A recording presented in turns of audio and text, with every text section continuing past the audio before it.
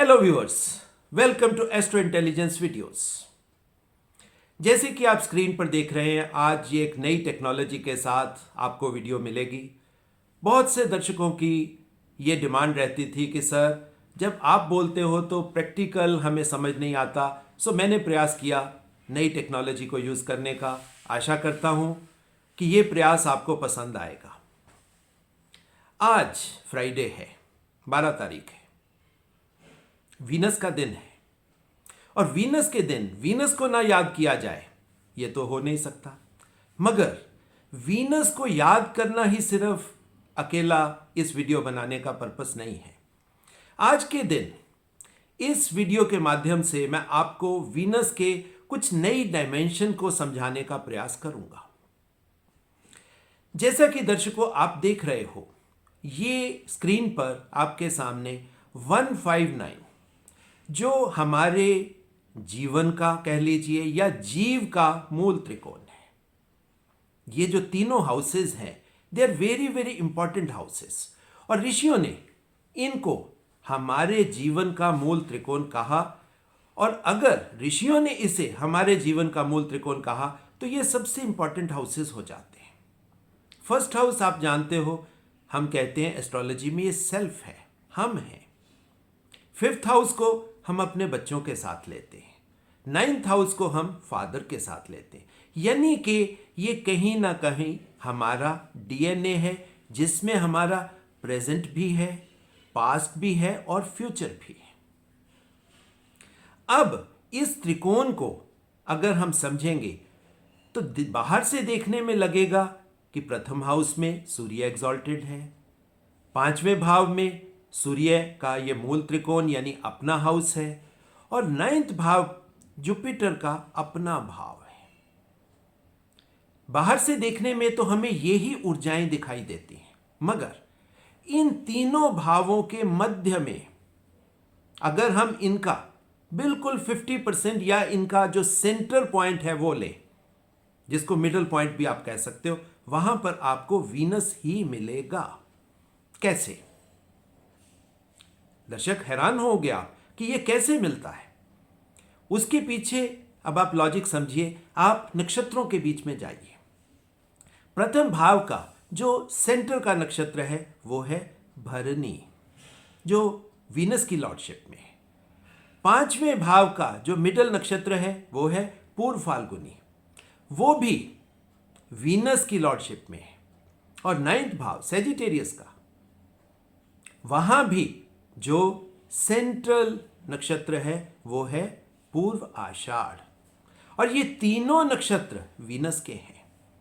वैसे भी ऋषियों का जो थॉट प्रोसेस है, उन्होंने ये कहा कि विष्णु भगवान हमारे जीवन का बिल्कुल सेंटर है, नाभि में विष्णु है। और विष्णु को सबसे इंपॉर्टेंट माना जाता है, क्योंकि जीवन मिल गया आपको, जीवन से लेकर मृत्यु तक का जो बीच का भाग है ये विष्णु भगवान के परव्यू में आता है। क्योंकि विष्णु भगवान ही हमारे जीवन को चलाते हैं, मेंटेन करते हैं, सस्टेन करते हैं। उनके बिना जीवन चल ही नहीं सकता। जहां भी आप देखिए, ऋषियों के थॉट प्रोसेस को अगर आप समझेंगे तो आपको ये चीजें समझ आएंगी कि ऋषियों ने कभी भी जुपिटर को बड़ा गुरु नहीं कहा। उन्होंने हमेशा कहा कि वीनस ही बड़े गुरु हैं, क्योंकि वीनस आपके जीवन के देवता है। अगर जीवन है तो वीनस है, वीनस है तो लाइफ की सारी संभावनाएं, सारी पॉसिबिलिटीज हैं। क्योंकि वीनस के बिना आप कुछ कर ही नहीं सकते। आपने कर्म करना है तो शरीर करेगा, और शरीर को चलाने के लिए वीनस चाहिए होगा। अब उससे आगे की अगर आप बात करते हो, अगर आपको साइकोलॉजी के सब्जेक्ट में आना है, यानी कि किसी के मन को समझना है, तब भी आपको वीनस के पास जाना पड़ेगा।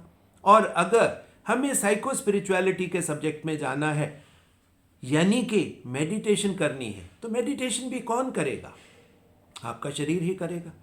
तो जब बात शरीर की होती है तो वीनस आएगा ही आएगा, विष्णु भगवान आएंगे ही आएंगे। अब ये एक मूल त्रिकोण है। अब यहीं से थोड़ा सा मैं दूसरे मूल त्रिकोण को समझाऊंगा।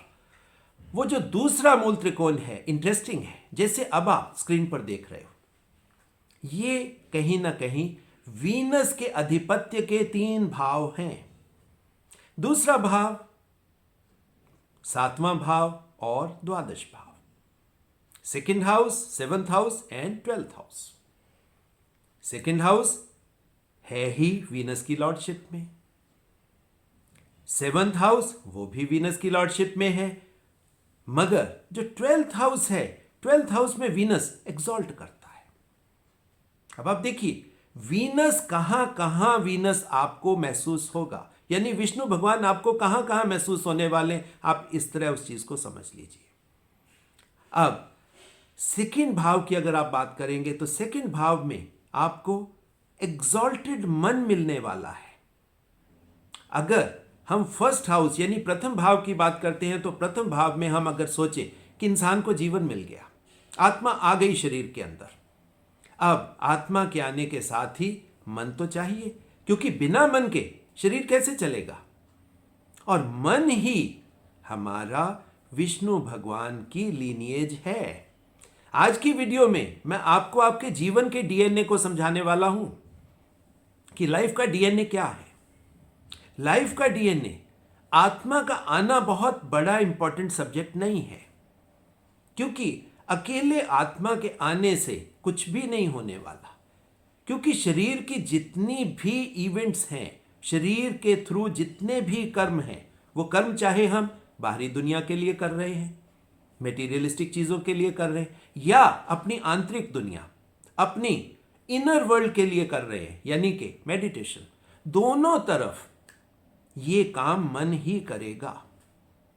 और सेकंड भाव, अब आप देखिए सेकंड भाव में मन एग्जॉल्ट होगा, क्योंकि सेकंड भाव में हम कृत्तिका नक्षत्र में जब जाएंगे तो आप देखोगे कि वहां पर चंद्रमा एग्जॉल्ट करता है, और वहां लॉर्डशिप किसकी है? लॉर्डशिप वहां विष्णु भगवान की ही है। अब आप देखिए मन का संबंध विष्णु के आधिपत्य में ही हो सकता है, क्योंकि मन की डीएनए, मन की लीनिएज, मन का मूल स्वभाव जो है वो विष्णु है, वीनस है, आनंद है, आराम है, भागदौड़ नहीं है।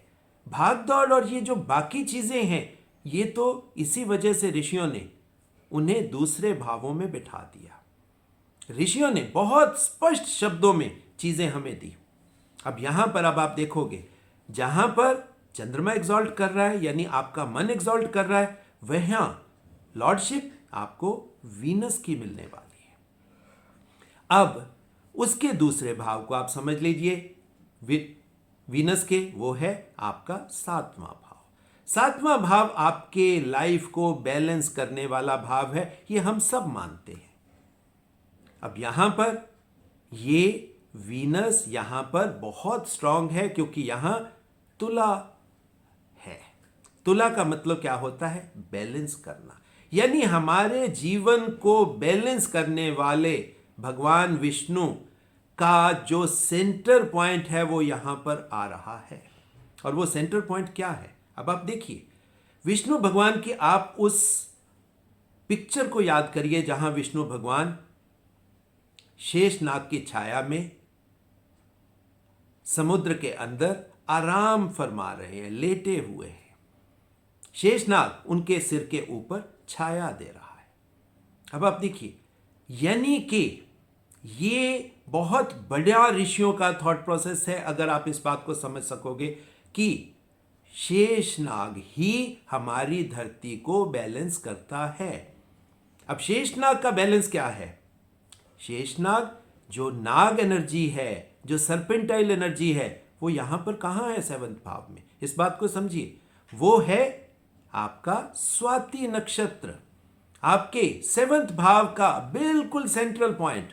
हम ये कहते हैं 360 डिग्री का लाइफ है, तो 180 डिग्री से आपका कौन सा नक्षत्र शुरू हो रहा है? वो वही है, वो स्वाति की ही बात हो रही है। और वो राहु महाराज, राहु महाराज विष्णु के साथ मिलकर आपके जीवन को बैलेंस करने में सहाय होंगे। यानी कि अब आप समझिए यहां पर कि बिना राहु के, बिना विष्णु भगवान की माया को देखे, क्योंकि विष्णु भगवान तो मायापति हैं, मगर मायापति भी माया की छत्र छाया में बैठे हैं।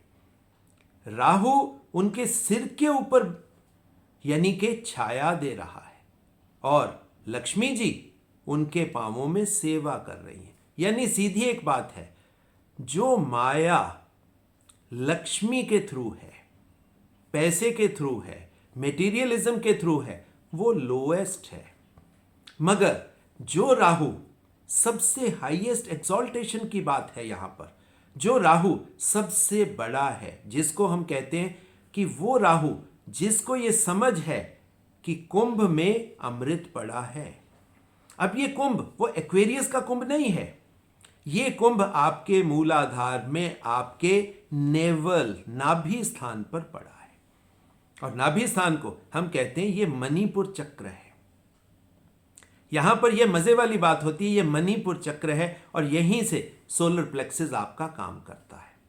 मगर इसका संबंध राहु से है, वायु से है। अब आप देखिए सप्तम भाव में वायु कहां आई? सप्तम भाव में वायु आई आपकी, क्योंकि यहां पर शनि देवता एग्जॉल्ट करते हैं। आपको बैलेंसिंग करने के लिए प्राणों की, वायु की ही जरूरत पड़ेगी और ये बिना वीनस के, बिना भगवान विष्णु के ये पॉसिबल ही नहीं हो सकता। यानी माया का जो लोएस्ट रूप है वो लक्ष्मी है और जो माया का हाईएस्ट रूप है वो अमृत है। और अमृत से ही अगर आप देखोगे ये अमृत है क्या, किसी के भी शरीर में हाईएस्ट ब्लिसफुल स्टेट कब होती है? जब आदमी मेडिटेट करता है। मेडिटेट करने पे एक हार्मोन रिलीज होता है जिसको बोला जाता है डीएमटी। अब ये जो डीएमटी है ये आपके शरीर में आनंद देता है, प्लेजर देता है और ये जो प्लेजर है लंबे समय तक आपके शरीर में फिर रहता है। ऋषि कहते हैं कि आप उस आनंद की अवस्था में जाइए, मगर वो आनंद की अवस्था आपको मिलेगी कहां पर? ये मिलेगी आपको भगवान विष्णु के दरबार में जाकर। जब आप भगवान विष्णु के दरबार में जाकर अपनी लक्ष्मी वाली माया को बिल्कुल लोएस्ट रेल्म में ले जाओगे और राहु की हाईएस्ट इंटेलिजेंस वाली जो इंटेलिजेंस है उसको हम सबसे ऊपर ले जाएंगे।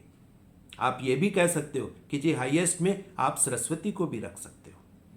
और यहां पर ऋषियों के थॉट प्रोसेस को आप देखिए। ऋषियों ने प्रथम देवता किसको बोला?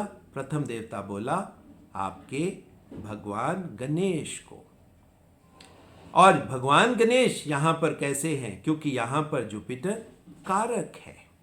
सप्तम भाव में जुपिटर कारक है किसके साथ? वीनस के साथ। यहां पर शुक्राचार्य और वीनस और जुपिटर दोनों बराबर के कारक हैं और तब भी आपकी लाइफ में बैलेंस आएगा। मगर बैलेंस लाने के लिए जो आपको एनवायरनमेंट चाहिए, जो वातावरण चाहिए, वो चाहिए आपको सैटर्न के एग्जॉल्टेशन का। यानी यहां पर आपको ईगो बिल्कुल नहीं चाहिए, तब भी आप उस सेंटर्ड अवस्था को, उस मेडिटेशन को प्राप्त कर पाओगे। और अगर आपने वो चीज प्राप्त कर ली तो आपको क्या मिलने वाला है आप सोच ही नहीं सकते कि आपको क्या मिल सकता है। अब आप देखिए इसी ट्रायंगल का जो थर्ड लेग है वो है हमारा द्वादश भाव। वहां पर वीनस एग्जॉल्ट करके विष्णु भगवान का आशीर्वाद आपके ऊपर आ गया और वहां वातावरण किसका है? वातावरण वहां जुपिटर का ही है, आश्रम है, परमात्मा का सानिध्य है, हम ऐसे कह देते हैं। अब आप देखिए ये है आपका लाइफ ट्रायंगल। पहला ट्रायंगल था आपका आपके जीव का ट्रायंगल और यहां पर ये जो ट्रायंगल है ये है आपके लाइफ का ट्रायंगल। मगर लाइफ का ट्रायंगल ये एक्सप्रेस कब करता है?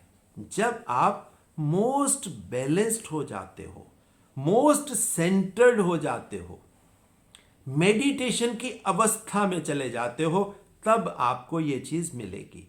अदरवाइज आपको इन तीनों भावों में, मैं आपको बहुत स्पष्ट शब्दों में बोल रहा हूं, इन तीनों भावों में आपको सिर्फ राहु की माया के ही दर्शन होंगे। अब रास्ता चॉइस आपकी है। आप माया का मेटीरियलिस्टिक रास्ता पकड़ना चाहते हो तो आप ये पकड़ सकते हो। आप उसी मायापति के सानिध्य में जाकर एग्जॉल्टेड शनि के वातावरण में पहुंचकर सांसों को एक टूल की तरह इस्तेमाल कर यानी कि प्राणायाम करके अपने मणिपुर चक्र को जैसे ही आप एक्टिवेट करते हो, ये ट्रायंगल आपका खुल जाता है। और जैसे ही ट्रायंगल खुलता है, अब आप देखिए, जो पिछला ट्रायंगल था वो ट्रायंगल आपका नीचे से भारी था। आप देखिए, नीचे से भारी था, और ये ट्रायंगल आपका नीचे इसका बेस है, ये ऊपर की तरफ खुल रहा है। यानी कि अब आपके पास उस डिवाइन की टोटल ब्लिस आ रही है। अब इसको और अच्छे ढंग से समझना है तो आप इन दोनों ट्रायंगल्स को अब आप मिला लीजिए। अब ये दोनों ट्रायंगल्स आपके सामने मिल गए। एक है जीव का ट्रायंगल और दूसरा ट्रायंगल है आपके जीवन का ट्रायंगल। और अगर इस पिक्चर को आप अच्छे ढंग से समझने की कोशिश करोगे तो आपको यहां पर कहीं ना कहीं एक डायमंड की फोटो मिलेगी। और ऋषि हमेशा यही कहते थे कि आपकी इस कुंडली में बहुत से कुंडल हैं। कुंडल, यहीं से, कुंडल से ही क्या होता है, गंडांत पैदा होता है। बहुत से कुंडल हैं, मगर इसी कुंडली में आपके हीरा भी है, डायमंड भी है। इसको डायमंड शेप बोला जाता है। अब ये जो डायमंड शेप है आपको यहां से खोजनी है। जब आपका जीव और आपका जीवन एक ही दिशा में गति करेंगे तब यह संभव होगा। तब आपके जीवन में वो डायमंड आ सकता है, और वो डायमंड ही तो भगवान विष्णु है। अब यहां पर आप देखिए, हमारा जीवन इसी तीन ट्रिनिटी यानी कि ब्रह्मा, विष्णु और महेश, इसी में चलता है। ब्रह्मा जी हमारे जीवन की शुरुआत कर देते हैं, विष्णु जी हमारे जीवन को पूरा का पूरा चलाते हैं, और चलाते चलाते हम उस ब्लिसफुल एंड वाली स्टेज पर पहुंचते हैं जहां हमें भगवान शिव के दर्शन होते हैं। भगवान शिव, आप कह सकते हो कि भगवान शिव का कार्य और ब्रह्मा जी का कार्य ये छोटा कार्य है, क्योंकि ब्रह्मा जी ने एक बार क्रिएशन कर ली, उनका काम खत्म। और शिव जी का काम तो एक बटन जैसा है कि उन्होंने रिमोट कंट्रोल से उस बटन को दबाया और एंड आपको आ गया। आप समझ सकते हो ऐसे भी। मगर अगर हम इसको अपने जीवन में समझेंगे तो ये घटनाएं आपके साथ डेली हो रही हैं। आपके जीवन में ब्रह्मा भी है, विष्णु भी है, महेश भी हैं, मगर यह बात कंफर्म है कि आपके जीवन का मैक्सिमम परसेंटेज विष्णु जी के पास ही है। शुरुआत रोहिणी नक्षत्र से अगर आप समझोगे, ये ब्रह्मा जी का नक्षत्र है, ब्रह्मा जी की बेटी का कह लीजिए, ब्रह्मा जी का कह लीजिए, ये एक तरीके से क्रिएशन का ब्रह्मा जी का नक्षत्र है। मगर अगर हम विष्णु जी को देखेंगे, विष्णु जी तो अब आप देखिए 159 में भी बिल्कुल मध्य में प्रेजेंट है, और अगर हम 2712 को देखेंगे तो इसमें भी वीनस तो हर जगह आपको मिल रहा है। शिव के दर्शन आपको बहुत ही छोटी सी जगह पर होते हैं। खोजिए भगवान शिव आपके चार्ट में कहां पड़े हैं, मगर भगवान शिव को तो सिर्फ हम देख सकते हैं। उनके लिए यानी उनकी तरह से जीना या उनके तरीके से जीना ये थोड़ा कठिन होता है। ऋषियों के लिए तो आसान है, साधकों के लिए, तपस्वियों के लिए ये चीज़ें आसान लगती हैं, मगर हमारे जैसे जो गृहस्थ लोग हैं, मगर इसको समझना, क्योंकि गृहस्थ अगर इन सारी चीज़ों को समझेगा तो उसका आगे का रास्ता, जिसको हम स्पिरिचुअल रास्ता कहते हैं, वो भी खुल जाता है। मुश्किल नहीं है, सिर्फ उसको आपको समझना है कि हमें लाइफ में कब ब्रह्मा जी को लाना है, कब तक विष्णु जी के साथ चलना है, और कब हमें भगवान शिव के पास पहुंचना है। आपके जीवन में जैसे मैंने कहा, ये घटनाएं रोजाना चलती हैं, आप रोजाना देखते हो, क्योंकि आपका शरीर लाखों करोड़ों सेल से बना हुआ है। हजारों सेल रोज आपके मरते हैं, डेथ होती है उनकी। ये भगवान शिव हैं जो आपके शरीर में डेली एक इतना अच्छा कार्य कर रहे हैं कि आपके मतलब जो सेल्स जिनकी आयु पूरी हो गई या जिनका कर्म करने का पोटेंशियल खत्म हो गया, उनकी डेथ आ जाएगी। और साइमल्टेनियसली आपके शरीर में डेली हजारों नए सेल बन रहे हैं। और वो जो नए सेल बन रहे हैं वो क्या है? वो ब्रह्मा जी तो हैं। और मगर मेजॉरिटी सेल आपके जन्म से लेकर मृत्यु तक जो जीवित सेल है, जो जीवित सेल के थ्रू जो हम कर्म कर सकते हैं, अब वो ही तो भगवान विष्णु है। अब आप देखिए, आपके लाइफ का मेजर पार्ट भगवान विष्णु के सानिध्य में कह लीजिए या भगवान विष्णु की लॉर्डशिप में कह लीजिए, क्योंकि ये सब शब्द हैं।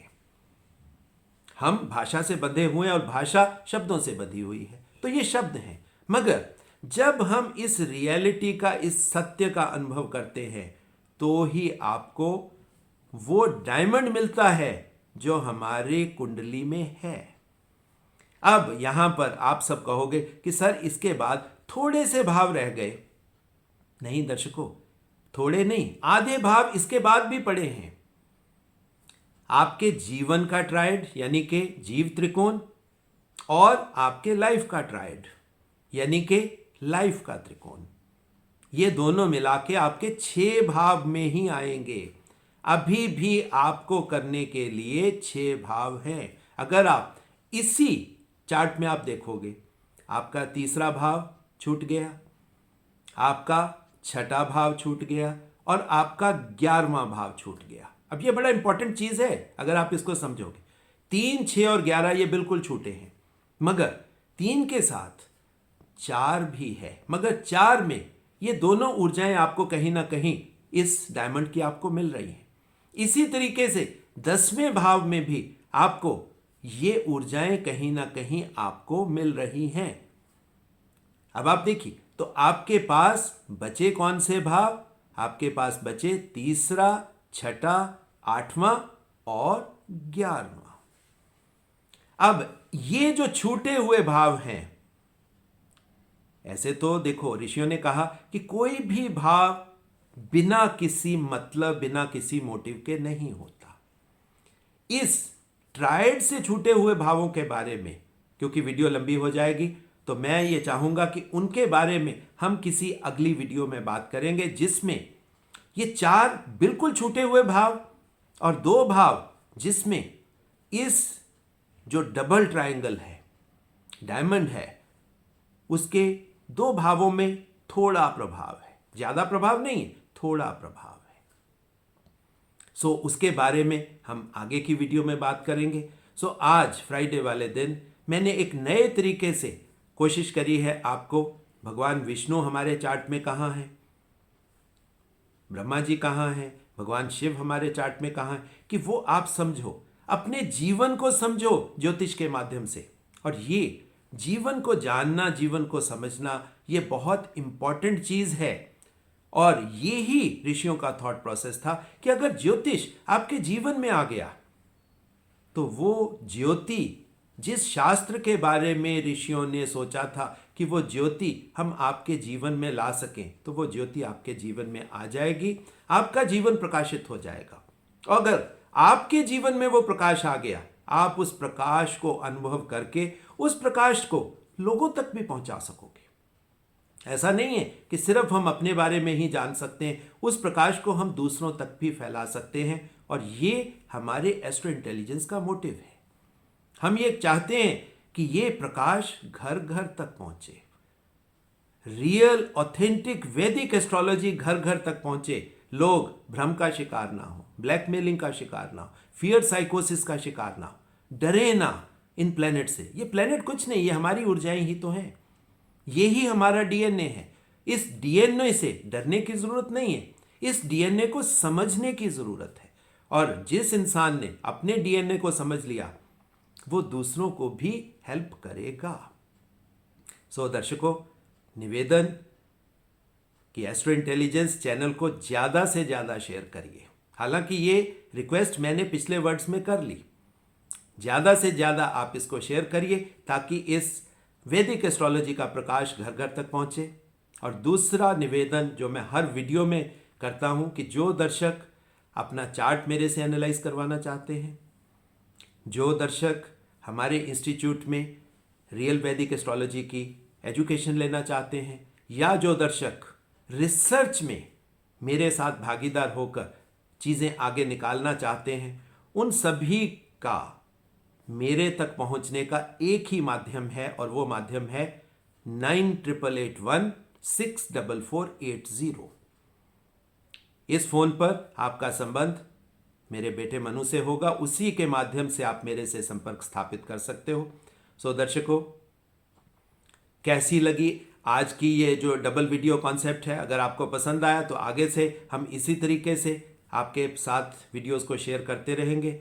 सो दर्शकों, इसी के साथ बहुत बहुत आशीर्वाद, बहुत बहुत प्यार।